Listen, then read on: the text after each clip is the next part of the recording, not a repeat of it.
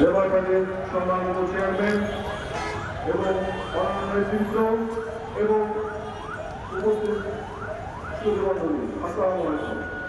Bangladesh labour party সবসময় fascist সরকারের পতনে রাজপথে ছিল।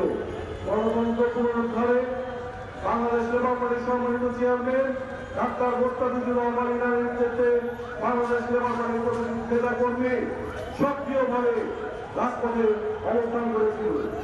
এর ফলশ্রুতিতে আমরা ফ্যাসিস্ট শাসনকে বিতাড়িত করে গণতন্ত্র প্রতিষ্ঠার লক্ষ্যে একটি অন্তর্বর্তীকালীন সরকারকে অবস্থান করতে সুযোগ করে দিয়েছি।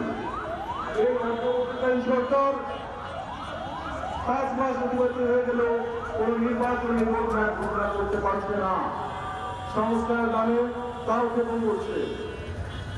আমরা চাই অতি দ্রুত এই অন্তর্বর্তীকালীন সরকার নির্বাচনের ঘোষণা দিয়ে তারা জাতীয় সংসদ নির্বাচন ঘোষণা দিয়ে জনগণের ভোটের অধিকার ফিরিয়ে দিই।